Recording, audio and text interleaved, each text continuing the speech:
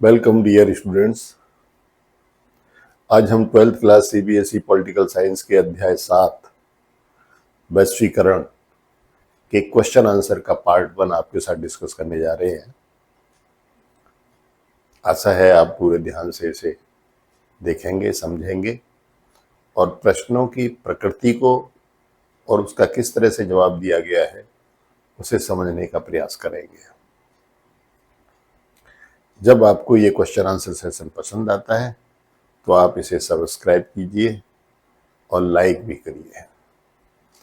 Part शुरू करते हैं।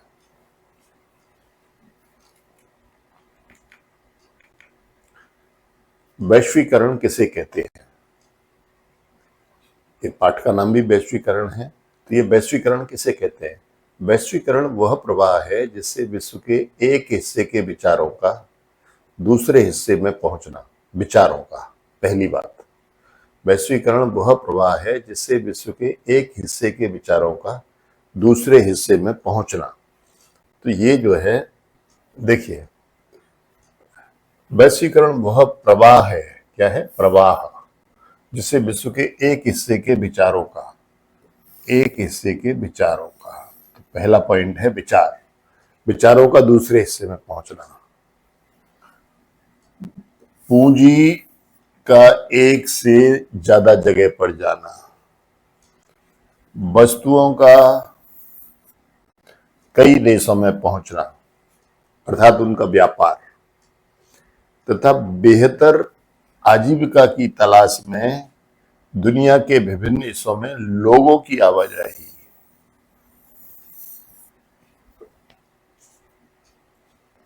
तो ये चार चीजें हैं: विचारों का प्रवाह, पूंजी का प्रवाह, वस्तुओं का प्रवाह और लोगों की आवाजाही। ये चार चीजें वैश्वीकरण में होती है। यहां सबसे जरूरी बात है विश्वव्यापी पारस्परिक जुड़ाव।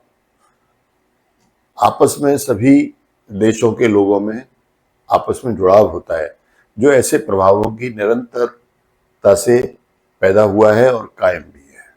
ठीक है, ये चार प्रवाह जब होते हैं तो इसी से ये पारस्परिक जुड़ाव पैदा होता है। ठीक है, और आज तक ये कायम है। तो वैश्वीकरण किसे कहते हैं? वैश्वीकरण प्रवाह है। किसका? विचारों का, पूंजी का, वस्तुओं का, लोगों की आवाजाही का। ठीक है, विश्व के विभिन्न भागों में संचार क्रांति लाने वाले साधन कौन कौन से हैं? विश्व के विभिन्न भागों में संचार क्रांति कैसे हुई? तो संचार क्रांति हुई टेलीग्राफ के आविष्कार से, टेलीफोन के आविष्कार से, माइक्रोचिप के नवीनतम आविष्कार से ये संचार क्रांति हुई है। ठीक है, तो इस संचार क्रांति की वजह से ही विश्व जो है एक छोटा सा गांव बना है। आज हमें अमेरिका में किसी से बात करनी है, फटाफट बात कर सकते हैं। ठीक, आज ब्रिटेन के लोग इंडिया में किसी से बात करना चाहते हैं, फटाफट बात कर सकते हैं। तो ऐसा लगता है जैसे पूरा विश्व जो है एक छोटा सा गांव बन गया है, और कई बार तो ऐसा लगता है कि जैसे एक ही घर बन गया है, जैसे बगल वाले कमरे में कोई आदमी बैठा हुआ है। इस तरह से बात उन लोगों के साथ की जा सकती है।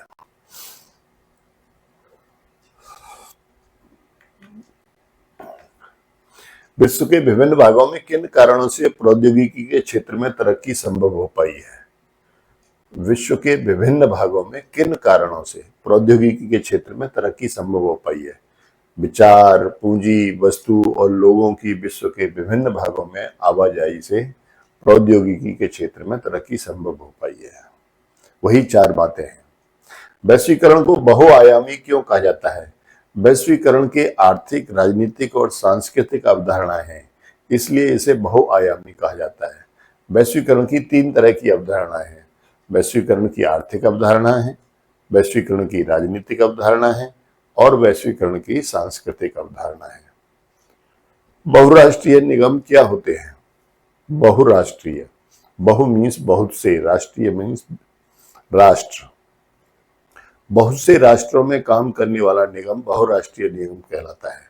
अर्थात ऐसी कंपनियां जो विभिन्न देशों में एक साथ अपनी आर्थिक गतिविधियां चलाती हैं, जैसे पूंजी निवेश, उत्पादन, वितरण और व्यापार आदि। ठीक है, तो इन आर्थिक गतिविधियों के चलाने के कारण बहुत सारे देशों में एक साथ चलाती हैं, तो उन्हें बहुराष्ट्रीय निगम कहते हैं। वैश्वीकरण का राजनीतिक प्रभाव क्या है? राज्य लोक कल्याणकारी राज्य की जगह अब आर्थिक और सामाजिक प्राथमिकताओं का प्रमुख निर्धारक है। देखिए, पहले राज्य के दो मुख्य पहलू हुआ करते थे। लोगों का कल्याण एक काम, दूसरा लोगों की सुरक्षा के लिए कानून व्यवस्था की स्थिति ठीक रखना। ये राज्य के पहले दो काम होते थे। लेकिन वैश्वीकरण के बाद क्या हुआ है कि जो कल्याणकारी राज्य का जो विचार है वो अब धीरे धीरे खत्म होता जा रहा है। ठीक है, अब राज्य लोक कल्याणकारी राज्य की जगह अब आर्थिक और सामाजिक प्राथमिकताओं का प्रमुख निर्धारक है। आर्थिक और सामाजिक जो प्राथमिकताएं हैं लोगों की, उनको निर्धारित करता है अब राज्य। पूरे विश्व में बहुराष्ट्रीय निगम पैर पसार चुके हैं और उनकी भूमिका बढ़ी है। इससे सरकारों के अपने दम पर फैसला करने की क्षमता में कमी आई है। देखिए, एक बहुराष्ट्रीय निगम आपके यहाँ आकर के काम कर रहा है, तो वो बहुराष्ट्रीय निगम मान लो अमेरिका का है, तो उसका मालिक तो अमेरिका में बैठा हुआ है। जो भी नियम कानून उसके बने हैं वो वहां बने हैं, तो वही उनमें चेंज कर सकता है। आपके देश में आपके देश की सरकार उससे कुछ कहेगी अपने नियम कानून चेंज करने के लिए, तो वो जो है उन्हीं नियम कानूनों को चेंज करेगा जिनकी शर्त पहले आपसे तय हो गई है। यदि आपसे तय नहीं हुई है तो वो जो है उन नियम कानूनों को चेंज नहीं करेगा। इसलिए सरकार की जो भूमिका है वो बहुत सीमित हो गई है। वैश्वीकरण के आर्थिक प्रभाव क्या है? वो भी राजनीतिक प्रभाव थे कि राज्य जो है बहुराष्ट्रीय निगमों पर सीधा नियंत्रण नहीं कर सकता। अब आर्थिक प्रभाव है। वैश्वीकरण के चलते पूरी दुनिया में वस्तुओं के व्यापार में इजाफा हुआ है, यानी व्यापार बढ़ा है। पूरी दुनिया में अब व्यापार बढ़ा है और व्यापार में तो वस्तुएं ही आती जाती हैं। धनी देशों के निवेशकर्ता अपना धन अपने देश की जगह कहीं और निवेश करते हैं। अब ये जरूरी नहीं है कि एक अमेरिका का धनी है या एक ब्रिटेन का धनी है या एक फ्रांस का धनी है तो वो अपने ही देश में उद्योग लगाएगा। नहीं, वो अब दुनिया में कहीं पर भी जाकर के उद्योग लगा सकता है। और विकासशील देशों में उद्योग लगाने से उसको बड़ा फायदा है, क्योंकि विकासशील देशों में श्रम बहुत सस्ता मिलता है, विकसित देशों में श्रम बहुत महंगा है। ठीक है, इसलिए ज्यादातर जो धनी लोग हैं वे निवेश करने के लिए विकासशील देशों को देखते हैं। वैश्वीकरण के कारण जिस सीमा तक वस्तुओं और पूंजी का प्रभाव बढ़ा है उस सीमा तक लोगों की आवाजाही नहीं बढ़ी है। देखिए, वस्तुओं और पूंजी का प्रभाव तो बहुराष्ट्रीय निगमों की क्रियाकलाप है, उसकी वजह से वस्तुओं और पूंजी का प्रभाव बढ़ गया है। लेकिन लोगों की आवाजाही इसलिए नहीं बढ़ी है कि जो धनी राष्ट्र हैं, जो विकसित राष्ट्र हैं, उन्होंने अपने देश में वीजा नियम ऐसे बना रखे हैं कि किसी भी विकासशील देश का नागरिक वहां जाकर के रोजगार करने में उसे बड़ी दिक्कतें हैं। वो रोजगार नहीं कर सकता, क्योंकि ये इसलिए विकसित देशों ने अलर्ट होकर के बड़ी चतुराई के साथ अपने यहाँ वीजा नियमों में बदलाव किया है। वैश्वीकरण के सांस्कृतिक प्रभाव की चर्चा कीजिए। तो आपने देखा, पहले राजनीतिक प्रभाव था, फिर आर्थिक प्रभाव आया और अब सांस्कृतिक प्रभाव है। राजनीतिक और आर्थिक रूप से प्रभुत्वशाली संस्कृति कम ताकतवर समाज के ऊपर अपनी छाप छोड़ती है। यदि वैश्वीकरण का सांस्कृतिक प्रभाव ये है कि आने वाली बहुराष्ट्रीय कंपनियां उस देश के अंदर अपनी संस्कृति की छाप छोड़ती हैं। क्यों छोड़ती हैं? क्योंकि उसी के अनुसार जो उस गरीब देश के श्रमिक होते हैं वो उसी के अनुसार कार्य करते हैं, इसलिए उस देश की संस्कृति उनके दिमाग पर छा जाती है। तो पर विश्व की समृद्ध सांस्कृतिक धरोहर धीरे धीरे खत्म होती जा रही है। अब हर एक देश की अपनी अलग अलग संस्कृति है और जब वो सभी देश के नागरिक एक स्थान पर, मान लो अमेरिका की कंपनी में काम करते हैं, तो धीरे धीरे वो सब अमेरिका की बातों को सीखने लग जाएंगे और उन्हीं को फॉलो करेंगे। तो ऐसे में क्या होगा कि अपनी संस्कृति की जो धरोहर है वो धीरे धीरे खत्म होती चली जाएगी। विश्व की महत्वपूर्ण आर्थिक संस्थाएं कौन कौन सी हैं? अंतर्राष्ट्रीय मुद्रा कोष और विश्व व्यापार संगठन, अंतर्राष्ट्रीय मुद्रा कोष, इंटरनेशनल मॉनिटरी फंड IMF और विश्व व्यापार संगठन वर्ल्ड ट्रेड ऑर्गेनाइजेशन WTO। मैकडोनाल्डीकरण किसे कहते हैं? मैकडोनाल्डीकरण किसे कहते हैं? विभिन्न देशों की संस्कृतियां अपने आप को प्रभुत्वशाली अमेरिकी ढर्रे पर ढालने लगी हैं। इसे मैकडोनाल्डीकरण कहा जाता है, क्योंकि मैकडोनाल्डीकरण का मतलब मैकडोनाल्ड की तरफ से ये बर्गर वगैरह इस तरह की चीजें बिकती हैं इंडिया में, सभी देशों में बिकती हैं। तो ये मैकडोनाल्डीकरण का क्या मतलब? मैकडोनाल्डीकरण का मतलब है अमेरिकी संस्कृति का प्रभाव, अमेरिकी संस्कृति का प्रभाव। संरक्षणवाद किसे कहते हैं? अपने देश की धरोहर का संरक्षण करना ही संरक्षणवाद है। भारत दूसरे देशों को निर्यात की अनुमति नहीं देता ताकि हमारे अपने उत्पादक चीजों को बनाना और उनमें सुधार करना सीख सकें। यदि हमारे देश में कोई वस्तु बनती है तो उस वस्तु का निर्यात करने की पहले छूट नहीं थी। छूट इसलिए नहीं थी कि हमारे देश के लोग उन वस्तुओं को देखेंगे, उनका प्रयोग देखेंगे, उनमें क्या कमी है उससे सुधार करेंगे, और जब पूरी तरह से सुधार हो जाएगा तब फिर उसका निर्यात करेंगे। तो निर्यात वस्तुओं को बना करके उनका निर्यात करने पर रोक इसलिए लगाई गई थी कि हमारे नागरिक पूरी तरह से ट्रेंड हो जाए, चीजों को बनाना सीख सकें, उनमें सुधार करना सीख सकें। यह भारत में स्वतंत्रता के बाद निर्णय लिया गया था। तो पहले संरक्षणवाद था, अब उतना ज्यादा नहीं है। वैश्वीकरण की विश्वव्यापी आलोचना क्यों हो रही है? क्यों पूरी दुनिया में वैश्वीकरण की आलोचना हो रही है?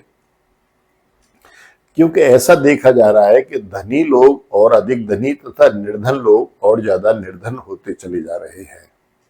ठीक है, इसलिए वैश्वीकरण का लोग विरोध करते हैं। साम्राज्यवाद किसे कहते हैं? साम्राज्यवाद, जब कोई भी देश किसी अन्य देश के क्षेत्र पर आर्थिक और राजनीतिक आधिपत्य स्थापित करता है, आर्थिक और राजनीतिक दोनों, तो ऐसी स्थिति को साम्राज्यवाद कहते हैं। पुनः उपनिवेशीकरण क्या है? देखिए, इसमें टर्म बहुत हैं, इन टर्म का मतलब आपकी समझ में आना चाहिए।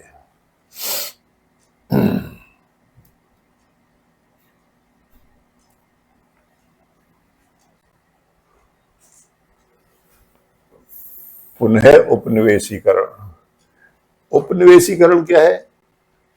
यूरोप के देशों ने एशिया और अफ्रीका और दक्षिण अमेरिका के देशों के ऊपर अपने राज्य स्थापित किए थे और वहां के संसाधनों को अपने देश के लिए प्रयोग किया था। तो वो जो राज्य थे जो स्थापित किए गए थे वो उपनिवेश कहलाते थे। जैसे भारत जो है वो ब्रिटेन का उपनिवेश था। ठीक है, तो इसमें क्या था? इसमें यह था कि ब्रिटेन ने यहां पर अपना राज्य स्थापित किया और भारत के जितने भी संसाधन थे उन सब संसाधनों को वो अपने देश के लिए ले गए और वो काफी समृद्ध और रिच बन गए। ठीक है, हर चीज को यहाँ की को वो पहले उन्होंने राज्य स्थापित किया, फिर उनका मालिकाना हक हो गया यहाँ, तो हर चीज को वो यहाँ से अपने देश ले जाते थे।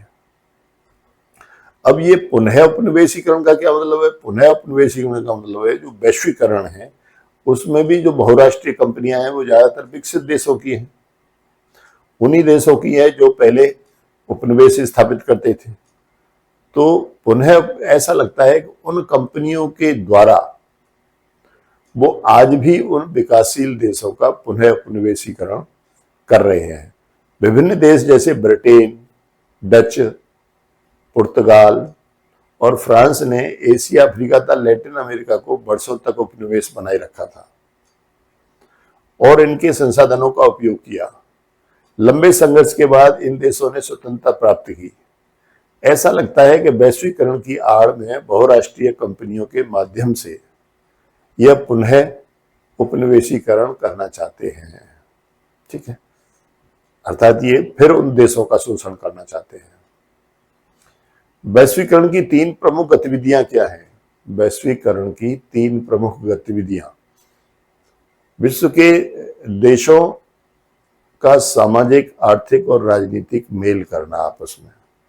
विश्व में जितने भी देश हैं जो वैश्वीकरण को स्वीकार करते हैं, उन देशों में सामाजिक, आर्थिक और राजनीतिक मेल करना।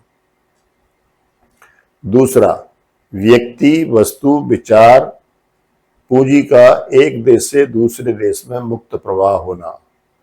व्यक्ति, वस्तु, विचार, पूंजी का एक देश से दूसरे देश में मुक्त प्रवाह होना। ठीक है, 4 चीजें हैं: व्यक्ति, वस्तु, विचार और पूंजी। वैश्वीकरण न पूर्ण रूप से आर्थिक, न राजनीतिक और न ही पूर्णतः सामाजिक मेल है, बल्कि इन सब का मिला जुला प्रभाव है। ठीक है, कोई भी विशेष चीज हम इसमें नहीं देख सकते, सबका मिला जुला प्रभाव जो है वैश्वीकरण में एक देश का दूसरे देश के साथ दिखाई देता है।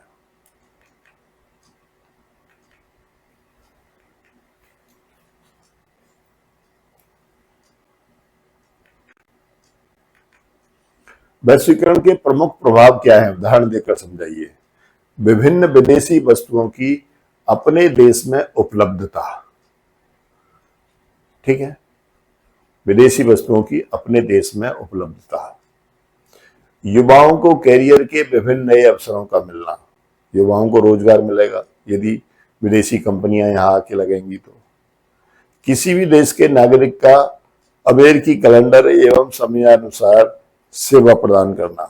जैसे आपने देखा होगा कि जो इनके वो व्यापारिक सेंटर खुले होते हैं अमेरिका के दूसरे देशों में, ठीक है, उनमें रात में काम होता है, क्योंकि जब हमारे यहाँ रात होती है तो वहां दिन होता है।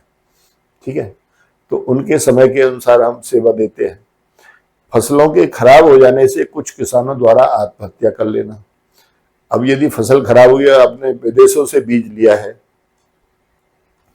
अब वो बीज किस तरह का है, उससे फसल खराब हो गई, तमाम लागत लगी, तमाम महंगा बीज मिला, तो किसान क्या करते हैं, आत्महत्या कर लेते हैं।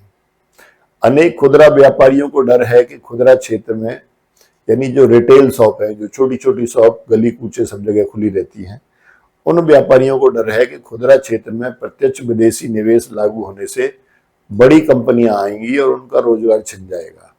देखिए, बड़ी कंपनियां तो आ गई हैं, बहुत सारे मॉल खुल गए हैं, ठीक है, जहां हर चीज मिलती है, लेकिन खुदरा क्षेत्र का काम जो कि त्यों है, उस पर कोई असर नहीं पड़ा है। ठीक है, तो खुदरा क्षेत्र के व्यापारियों को जो डर था वो खाम था। लोगों के बीच आर्थिक असमानता में वृद्धि हुई है। हाँ, लोगों के बीच में आर्थिक असमानता बढ़ी है। जो धनी है वो और धनी हो गए हैं, जो निर्धन है वो और ज्यादा निर्धन हो गए। ये प्रभाव सकारात्मक एवं नकारात्मक दोनों प्रकृति के हैं और राजनीतिक, आर्थिक और सांस्कृतिक क्षेत्र में है। ठीक है, तो ये जो प्रभाव है, वैश्वीकरण के जो प्रभाव है, ये सकारात्मक और नकारात्मक दोनों ही तरह के। इससे उन्नति भी हुई है और इससे अवनति भी हुई है। ठीक है, वैश्वीकरण की विशेषताओं पर प्रकाश डालिए। इसमें आपसी जुड़ाव पर बल दिया जाता है। ठीक है, यदि हमारा देश जर्मनी के साथ, फ्रांस के साथ व्यापार कर रहा है, तो उसमें आपस में लोग एक दूसरे के साथ जुड़ते हैं। आपसी जुड़ाव से हितों में समानता आती है, एक दूसरे को लोग समझते हैं। आपसी जुड़ाव से संस्कृतियों में अंतःक्रिया होती है। हाँ, जो संस्कृतियां हैं वो आपस में जुड़ती हैं, हमारी आदतों को वो सीखते हैं, उनकी आदतों को हम सीखते हैं। सभी प्रकार के प्रवाह में गतिशीलता आती है। उदार पूंजीवादी व्यवस्था को बढ़ावा मिलता है, साझा बाजार बढ़ता है। ठीक है, और वैश्विक सहयोग से वैश्विक समस्याओं का हल निकलता है। विभिन्न आर्थिक घटनाएं जैसे मंदी और तेजी तथा महामारियां जैसे anthrax, Ebola, HIV, AIDS, swine flu जैसे मामलों में वैश्विक सहयोग प्राप्त होता है, क्योंकि ये बीमारी किसी एक देश में तो होती नहीं है, तो पूरी दुनिया में फैलती है। वैश्वीकरण के क्या कारण है, प्रत्येक पर प्रकाश डालें। विज्ञान और तकनीकी के विकास के लिए सीधा विदेशी निवेश विज्ञान और तकनीकी के विकास के लिए सीधा विदेशी निवेश, ये वैश्वीकरण का कारण है। ठीक है, विज्ञान और तकनीकी के विकास के लिए सीधा विदेशी निवेश, ये वैश्वीकरण का कारण है। विभिन्न देशों की आपसी निर्भरता, जो आपसी निर्भरता है, हमें किसी सामान की जरूरत है जो अमेरिका में पैदा होता है, अमेरिका को किसी ऐसे सामान की जरूरत है जो इंडिया में पैदा होता है, तो आपसी निर्भरता की वजह से वैश्वीकरण आया। वैश्विक घटनाओं का वैश्विक प्रभाव पड़ता है। विश्व में कोई भी घटना कहीं होती है, बड़ी घटना होती है, तो उसका पूरी दुनिया पर प्रभाव पड़ता है। परिवहन तथा संचार के साधनों में उन्नति हुई है। परिवहन तथा संचार के साधनों में उन्नति होने की वजह से वैश्वीकरण आया। उदारीकरण की नीति और बाजार व्यवस्था की वजह से भी वैश्वीकरण आया है। बहुराष्ट्रीय कंपनियों द्वारा विश्व को एक बाजार बनाने का प्रयास है, उसकी वजह से भी वैश्वीकरण जो है आया है। किस सीमा तक वैश्वीकरण अवसर या चुनौती प्रदान करता है? किस सीमा तक? अवसर या चुनौती? वैश्वीकरण उद्योगों और बहुराष्ट्रीय कंपनियों में नए रोजगार और वस्तुओं और सेवाओं के अवसर प्रदान करता है। उद्योगों और बहुराष्ट्रीय कंपनियों में नए रोजगार के अवसर देता है, वस्तुओं और सेवाओं के अवसर प्रदान करता है। चुनौती के रूप में यह राज्य की स्वयं निर्णय लेने की क्षमता को कम करता है। ठीक है, क्योंकि बाजार आधारित व्यवस्था बन जाती है। वैश्वीकरण को बढ़ावा देने वाले कारक कौन कौन से हैं? बढ़ावा देने वाले, पूरी दुनिया से व्यापार प्रतिबंधों को कम करना, पूरी दुनिया से व्यापार प्रतिबंधों को कम करना, उससे वैश्वीकरण को बढ़ावा मिलता है। यदि हर देश अपने यहाँ व्यापार के प्रतिबंधों को कम कर दे तो उससे वैश्वीकरण को बढ़ावा मिलेगा। प्रौद्योगिकी का जो विकास हुआ है उससे भी वैश्वीकरण को बढ़ावा मिलता है। ठीक है, परिवहन के साधनों का विकास, जिससे व्यक्ति, वस्तु और सेवाओं दुनिया में एक स्थान से दूसरे स्थान पर जा सकें। कौन कौन? व्यक्ति, वस्तु और सेवा। ठीक है, संचार के साधनों ने लोगों के पूरी दुनिया में आपस में संपर्क बनाने में मदद की है। हाँ, संचार के साधनों ने मदद की है। संचार के साधनों से ही हम एक स्थान से दूसरे स्थान पर बात कर सकते हैं। ठीक है, तो ये वैश्वीकरण को बढ़ावा देने वाले कारक हैं। विश्वव्यापी पारस्परिक जुड़ाव, अब देखिए ये टर्म है, इन टर्मों को ठीक से समझना है आपको। ये 1 नंबर में भी आ सकते हैं, 2 नंबर में भी आ सकते हैं। विश्वव्यापी पारस्परिक जुड़ाव क्या है? इसके प्रमुख आयाम कौन कौन से हैं? विश्वव्यापी पारस्परिक जुड़ाव यानी एक दूसरे का आपस में जुड़ना। विश्वव्यापी पारस्परिक जुड़ाव विभिन्न प्रवाह की निरंतरता से ही पैदा हुआ है और आज भी कायम है। वस्तु और सेवाओं का प्रभाव, औद्योगिक का प्रभाव, लोगों के विचारों का प्रभाव, जिसने वैश्वीकरण को बढ़ावा दिया है, इसके 3 प्रमुख आयाम निम्न हैं। कौन कौन से? पूंजी का प्रभाव, व्यापार का प्रभाव और श्रमिकों का प्रभाव। ठीक है, तो विश्वव्यापी जो पारस्परिक जुड़ाव है उनमें 3 चीजों के कारण ये हुआ है। पूंजी के प्रभाव के कारण, व्यापार के प्रवाह के कारण और श्रमिकों के प्रवाह के कारण। देखिए, प्रवाह और प्रभाव में अंतर है। प्रवाह का मतलब है फ्लो, बहना, वस्तुओं का एक स्थान से दूसरे स्थान पर जाना, और प्रभाव का मतलब है इफेक्ट, यानी उसके ऊपर क्या प्रभाव पड़ा है। अब दूसरा टर्म है सांस्कृतिक समरूपता। क्या है? इसका एक उदाहरण देकर अर्थ स्पष्ट कीजिए। यह वैश्वीकरण का एक पहलू है, तो वैश्वीकरण से इसका उल्टा प्रभाव भी पैदा हुआ है। वैश्वीकरण से हर संस्कृति कहीं ज्यादा अलग और विशिष्ट होती जा रही है। इसे सांस्कृतिक वैभिन्नीकरण कहते हैं। उदाहरण, शेष विश्व पर पश्चिमी संस्कृति का प्रभाव। ठीक है, इसमें 2 टर्म आ गए। सांस्कृतिक समरूपता का मतलब है कि सभी देशों की संस्कृति एक जैसी हो जाए। ठीक है, सांस्कृतिक वैभिन्नीकरण का मतलब है सभी देशों की संस्कृति अलग अलग हो, उसमें भिन्नता हो, तो उसे वैभिन्नीकरण कहते हैं। इस तरह से ये क्वेश्चन आंसर का पार्ट 1 जो पूरा होता है। यदि क्वेश्चन आपको बढ़िया लगे हैं, आपकी समझ में आए हैं, तो इसे सब्सक्राइब कीजिए और लाइक भी करिए। अगला क्वेश्चन आंसर का सेशन अगले समय में, तब तक के लिए जय हिंद।